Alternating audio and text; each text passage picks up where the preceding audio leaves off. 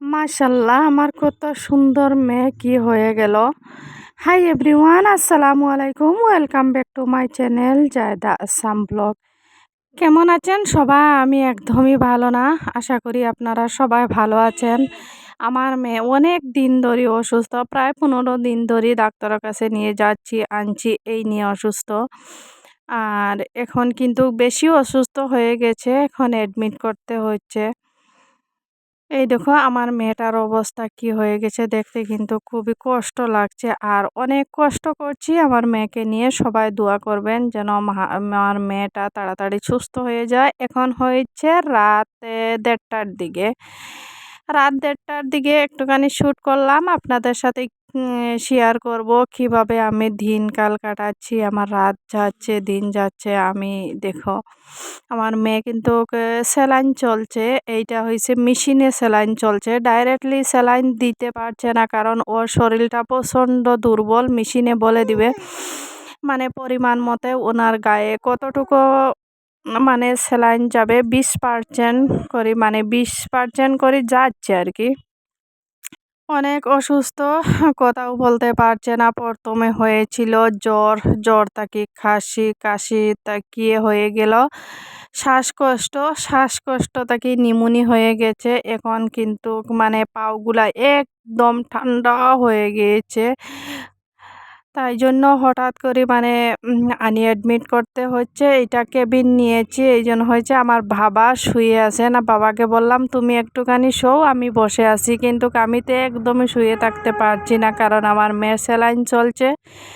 আর আমার সারা রাতটা এইভাবে কাটাচ্ছে এই চেয়ারে বসে বসে, এক মানে মেয়ের দিকে আর স্যালাইনের দিকে তাকিয়ে আছি।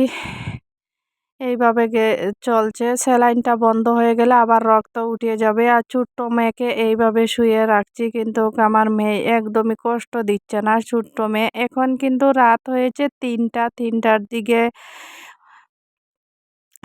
অক্সিজেন দিচ্ছে এটা। আর মেয়ে কান্না করছে, আমাকে বলছে কি আমি এটা দিব না, কষ্ট হচ্ছে, হাত ব্যথা করছে প্রচণ্ড। এখন হয়েছে সকালবেলা আমার মেয়ের স্যালাইনটা কি হয়ে গেছে, মেশিনে আওয়াজ করছে, ডাকছে, স্যালাইনটা বন্ধ হয়ে গেছে। তাই জন্য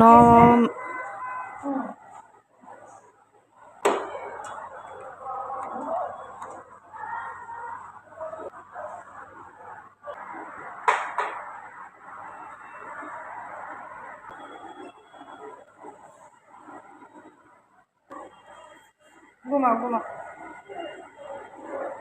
লড়াইস না মাঠে বল।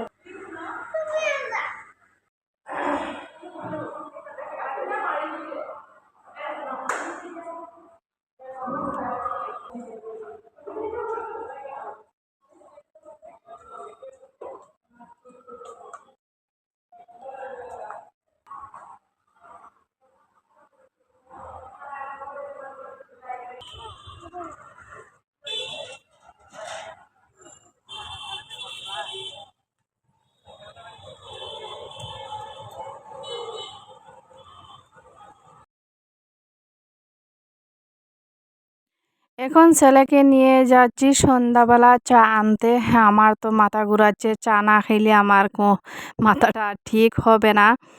আর চা নিয়ে চলে আসছি। চা আর কেক আর হয়েছে ব্রেড আনছি। আর দোতলার মধ্যে আমরা কেবিন নিয়েছি মেয়ের জন্য। মেয়েটাকে দোতলা, এখন দোতলায় উঠছি। সিঁড়ি দিয়ে উঠছি না, আমার মানে সিঁড়িটা চলাচল করলে প্রচণ্ড মানে সিলাইতে ব্যথা করে। কি করব, নিজেও অসুস্থ, মেয়েও অসুস্থ। ওইদিকে তোমাদের দুলাভাই বাড়িতে নাই, ওর বাবা বাড়িতে নাই। বাসুরোর ফ্যামিলিরা আছে, বাসুরোর যা বা তারপরে বাসুরোর ছেলে সবাই আসেন, টিফিন দিয়ে যাচ্ছেন, দেখছেন, এগুলো হেল্প করছেন। আর এখনই কিন্তু আমি চলে আসছি রুমের পাশাপাশি। আর এই যে মহিলাটা ঢুকছে এই রুমে, আমার মেয়ে থাকে, আমি জানি না কেন ঢুকছে, এইটা বুঝতে পারছি না কি করবে। আমার মেয়ে তো এখন স্যালাইন শেষ হয়ে গেছে, তারপরে চলে গিয়েছি আমি। উনি তো মানে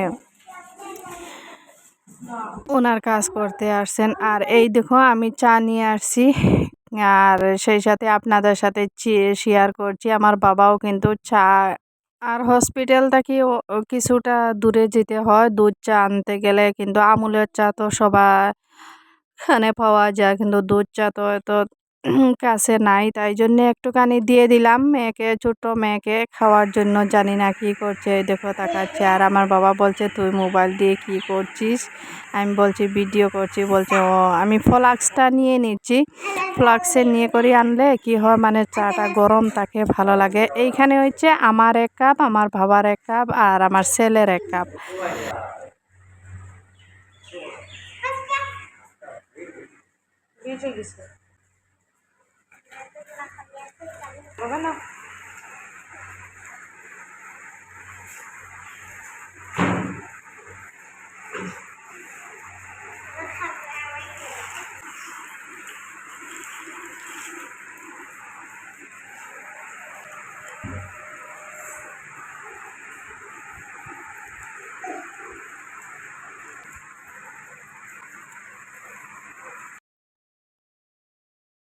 এখন হয়েছে রাত প্রায় 3টার দিকে।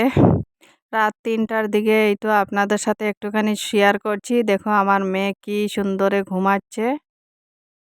হঠাৎ করে আমার মেয়ের কি হলো, হসপিটালে ভর্তি করতে হচ্ছে, অ্যাডমিট করতে হচ্ছে। আজকে কিন্তু রিলিজ নিয়ে নিব, মানে বাড়িতে চলে যাব।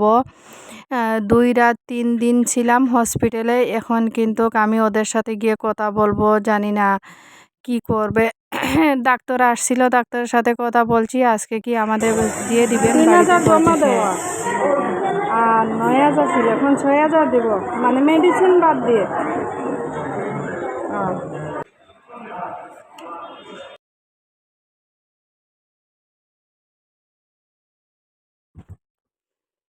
এখানে বিলটা আসছে, শুধু রুম ভাড়ার বিল আসছে, কেবিন ভাড়ার মানে 9,000 টাকা। 3,000 টাকা আমরা কেবিন ভাড়া দিয়েছিলাম প্রথমে ঢুকতে সময়, আর 6,000 টাকা হয়েছে। টোটাল 9,000 টাকা রুম ভাড়া হয়েছে মেডিসিন বাদ দিয়ে। আর মেডিসিনের তো আলাদা, ডাক্তারের আলাদা। আর এই দেখো আমার মেয়ে কিন্তু মাশাল্লাহ অনেকটা সুস্থ হয়ে গেছে। এখন আপেল খাচ্ছে, আর ওইটা খুলে রাখিয়ে দিবেন। হঠাৎ করে আমার মেয়ের এত অসুস্থ হয়ে গেল, মানে হসপিটালে অ্যাডমিট করতে হলো। এখন কিন্তু মোটামুটি সুস্থ হয়ে গেছে। এখন বাড়িতে যাচ্ছি, রাস্তাতে কিন্তু অনেক জ্যাম। একটুখানি শেয়ার করলাম আপনাদের সাথে, বিদায় নিচ্ছি সবার কাছ থেকে। সবাই ভালো থাকবেন, সুস্থ থাকবেন। আল্লাহ হাফিজ, আসসালামু আলাইকুম। দেখা হবে আবার।